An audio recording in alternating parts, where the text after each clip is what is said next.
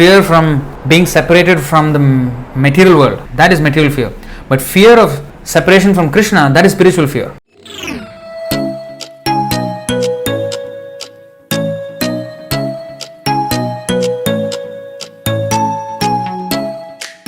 Krishna tvadiya padapankaja panjarantam adyaiva me vishatu manasa rajahamsah prana prayana samaye kaphavata pittaihi kanthavarodhana vidhau smaranam kutaste.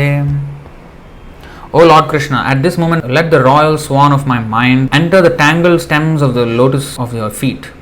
How will it be possible for me to remember you at the time of death when my throat will be choked up with mucus, bile and air? So Srila Prabhupada always used to quote this. As you see in the purport, of all the verses of Mukundamala Stotra, this one was the most beloved of Srila Prabhupada. He frequently quoted it and sang it as a bhajan. On one of the first record albums of his Divine Grace produced, he sang the shloka as a complete song. Devotees who served Srila Prabhupada often heard him sing it as he went about his daily activities or sometimes alone in his room. He also quoted it many times in his purports. Here he explains it in the purport to the second verse of the 8th chapter of his Bhagavad Gita as it is, in reference to the word prayana kala, which carries the same meaning as prana prayana samaye in Kulaśekhara's verse. Now the word prayana kala in this Bhagavad Gita verse is very significant because whatever we do in life will be tested at the time of death. Arjuna is very anxious to know of those who are constantly engaged in Krishna consciousness. What should be their position at their final moment? So at the time of death, all the bodily functions are disrupted and the mind is not in a proper condition. Thus disturbed by bodily situation, one may not be able to remember Supreme Lord. Maharaj King Kulaśekhara, a great devotee, prays, "My dear Lord, just now I am quite healthy and it is better that I die immediately so that the swan of my mind can seek entrance at the stem of your lotus feet." So the thing is, he is worried. He is worried that I may not be able to think of you at the time of death. So just like any person in this world, when we were kids, when we used to study for our exams, so everybody will fear whether I'll pass the exam or not.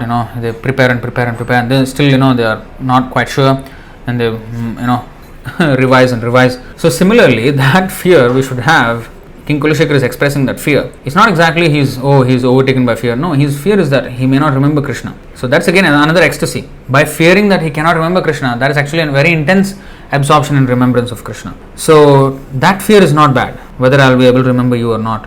What that actually does is you prepare even more. Just like when a person is preparing for exams, he is fearful whether I will pass this exam or not. So such fear is good because he will prepare more. So any fear that will increase our Krishna consciousness, that is good. Like Mother Yashoda, she fears, maybe some demon will come and kill Krishna. She will protect him even more. The love for Krishna increases even more. So that fear is not material fear. Material fear is, maybe my body, I will die. He is too much attached to his body. He is fearful that whatever he has built in this world will be lost. That fear is different. Fear from being separated from the material world. Separation from Krishna, that is spiritual fear. And that spiritual fear is not of the same quality as material fear. That is actually an ecstatic symptom. So the fear of being separated from Krishna, that is a good fear to have. That's why it is said in that verse, then they know what is to be feared and what is not to be feared. So the materialists, they fear that they will lose their material attachments. So they fear that. But devotees, they fear that they may lose their spiritual attachment to Krishna. They protect their devotional self, just like Chaitanya Mahaprabhu. He said a devotee should be a good gardener. He should fence his devotional creeper. Fencing is what? Usually in this material world, what is a fence? That's a defense. Fence is a defense. So because you're defending your farm, your source of sense gratification, source of your livelihood from things that may disturb it. So you're protecting your sense gratification. You're fencing your sense gratification, basically. But here, fencing the devotional creeper, that's not sense gratification. That is fencing our service to Krishna so that it will not be disturbed. That is defending our devotional service. That does not come under the category of eating, sleeping, mating, defending. No, that defending is defending our material position. But this is defending our spiritual position. That's different defense. And that is always glorified. We should. And Chaitanya Mahaprabhu himself said, fence it and make sure that the weeds are taken out. That is also defense. So protect our devotional creeper. That's a defense. So that has to be done. So King Kulaśekhara is here expressing a fear, a spiritual fear, and that's why he says Kamat, Bhayat, Krodhat, all these things can be used in Krishna's service. 7.130 of Srimad Bhagavatam. Kamat, Dveshat, Bhayat, Snehat, Yatha Bhaktyeshware Manah, Aveshyatadagham, Hitva Bahavastad Gatim Gatah. Many persons have attained liberation simply by thinking of Krishna with great attention and giving up sinful activities. This great attention may be due to lusty desires, inimical feelings, fear, affection or devotional service.